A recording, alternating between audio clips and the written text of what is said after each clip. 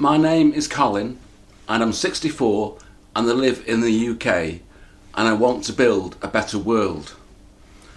To begin, just to explain a bit about my family background. My father taught me to be always free-thinking and logical. He was an engineer, my mother used to use calculating machines and my elder brother became an engineer. So really I believe in the engineering method. Just to go back a long time, when I was about 10 years old in primary school, I was interested in the idea, does God exist? And I would ask all my friends and teachers, does God exist?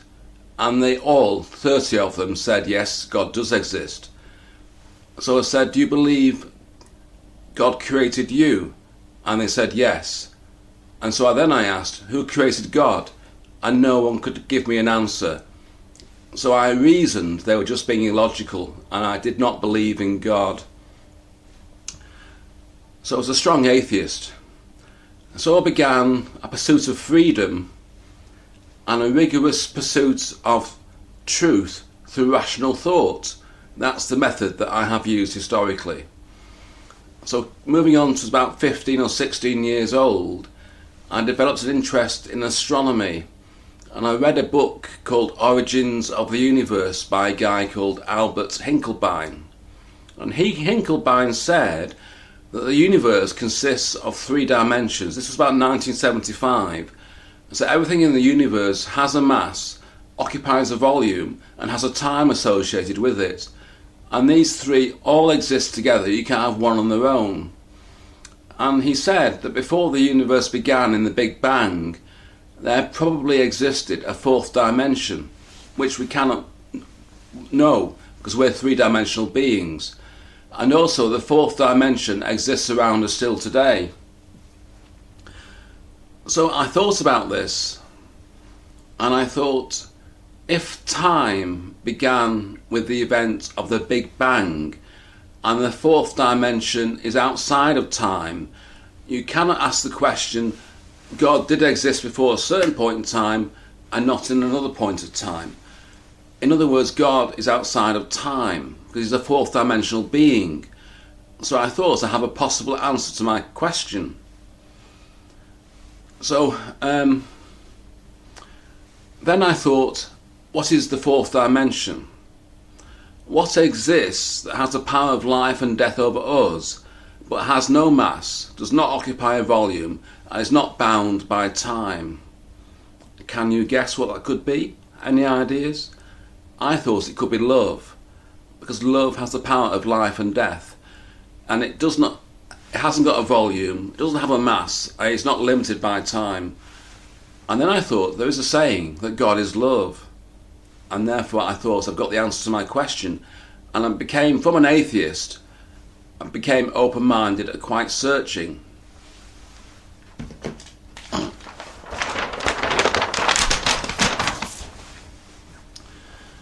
I went to a pretty poor school in a rural area of Wales, but when I was 16 in 1976, we had external examinations that were called GCEs.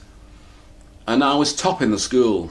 I scored the most A's in the subjects. And I scored A's altogether in all the science subjects. And as my father said, I really did that without even trying. It came quite naturally and easily to me. Also at that time, I saw on television reports of famines in Ethiopia, Africa. People were dying because they had no food. And that made me think, I need to do something about that. I thought I would like to help that situation. So I thought, what could I do?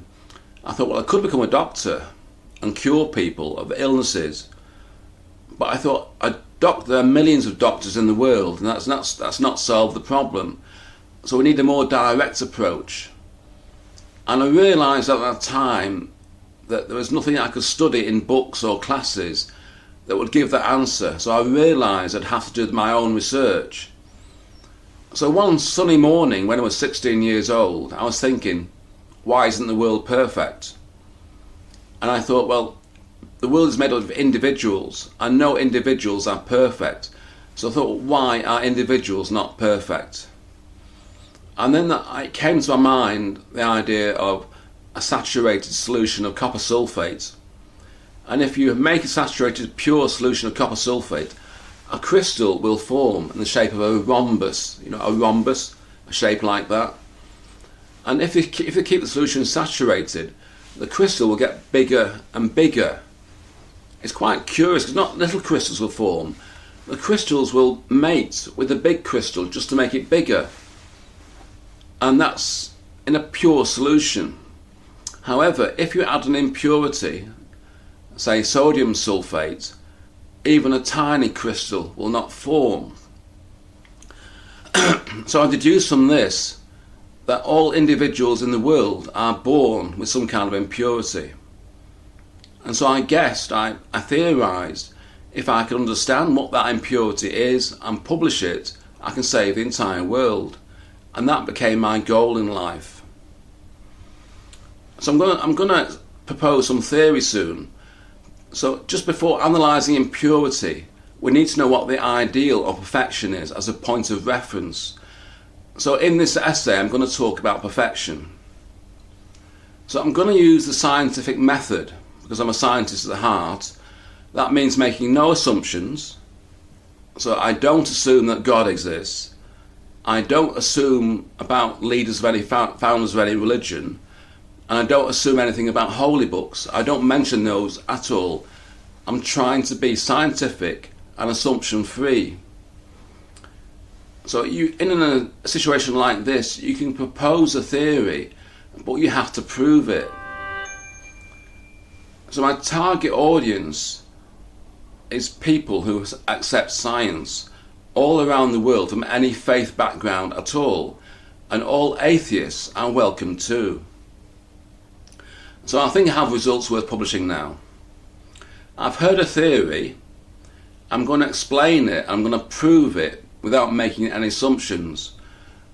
So the theory that I've heard is that everything in the universe exists in the relationship of complementary pairs between a subject and object aspect, where the subject is big and strong and has a purpose for whole, and the object is small and beautiful and has a purpose for individual. So I'll try and prove that now by observing the known universe, okay? So looking at a hydrogen atom, it has a proton and an electron. The proton is at the centre and it's bigger and heavier than the electron. So this is a relationship between a subject, which is the proton, and an electron, which is the object partner. And this duality or relationship between a subject and object pair is true for the whole of the periodic table, all elements. The nucleus is always big and strong compared to the electron cloud. So that's interesting. Another proof is the idea of yin and yang, which the Chinese had. So the Chinese observed that all through nature there is masculinity and femininity. So looking at humans, there is male and female. Looking at animals, there is male and female. Looking at fish, there's male and female. Looking at insects, there's male and female. Looking at flowering plants, there's male and female. And that is quite an amazing observation. Also looking at the bigger scale, looking at the solar system, there is a sun which is heavy and has a powerful gravity compared to the planets that go around it, which is again another subject-object relationship. And it's also true of galaxies, because scientists are now finding that there are supermassive black holes at the centre of galaxies. If this idea of symmetry is true, at the centre of our universe there should be something of a subject nature, but scientists have no idea what this could be at the moment, but it's predicted by this theory. So I'm arguing that all organic and non-organic existence features a complementary pair between a subject and an object. And I say that proves the theory. it's interesting to note that all this symmetry implies a single point of origin.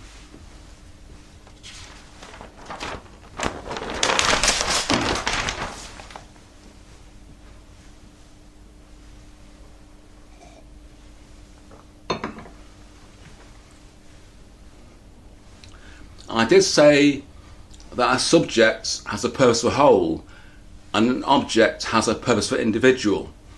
So I'll try and provide a bit of evidence towards that idea now.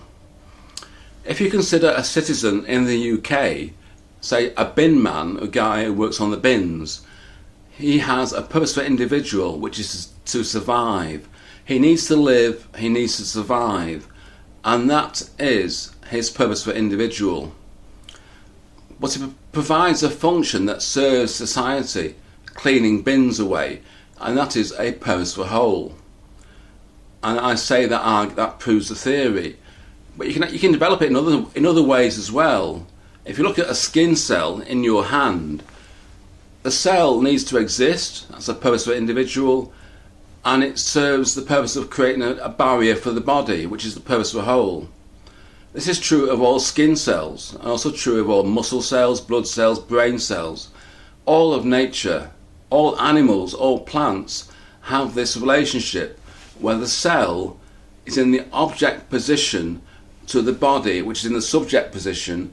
The cell has a purpose for individual, which is to exist for itself, and it has a purpose for whole, doing something useful for the whole of the body.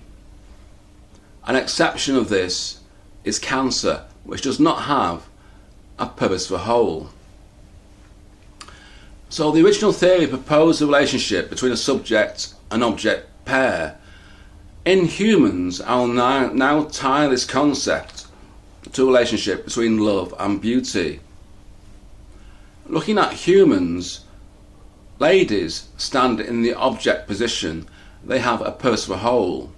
Females admire beauty and aspire to be beautiful. Can I prove it? Look at any fashion magazine full of images of beauty.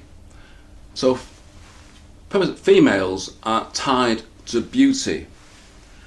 A woman of beauty wants a man of true love. And males stand in the subject position and have a purpose for whole. So beauty and love attract and unite together through strong give and take action. I'm going to develop a new theory soon, just do a bit more and then develop the theory. So looking at free will, there is no internal constraint for an individual except for free will, except for the conscience, which can be overridden. So a person can think and believe in things that are very evil or very good. There is no internal constraint. Society can create laws and try to enforce them, but they're always external to the individual. Within the individual, there is always free will. So I propose that the theory that I started off with originally about subject and object pairs becomes this. For an individual to grow to perfection, they have to be experts at both beauty and love, totally united by give and take action, centred on 100% free will. So that's the theory I'm proposing, which is a theory of how an individual can live a perfect life. If this theory is true, it has political implications. Looking at free will, for example, wars in the 20th century have been about free will, World War II, Korean War and other wars. And even today, which is the winter 2025, there are issues around free will with Russia and China, and also some religions. I don't know what you think of this idea. I think it's a work of genius. It's amazing. It's not my idea. It's by a Korean guy called Sum Young Moon. But he assumes that God exists. In my description, I haven't made a single assumption. I've tried to prove everything from first principles and by observing the known universe. So my idea can be resolved to a piece of engineering, and it can be acceptable to any engineer, anyone who believes in the scientific method, anywhere in the world from any background. I hope you've liked it. If you like the idea, please get in touch. I'll give my email address, and I wish you a happy and successful day. Let's build a better world. Thank you.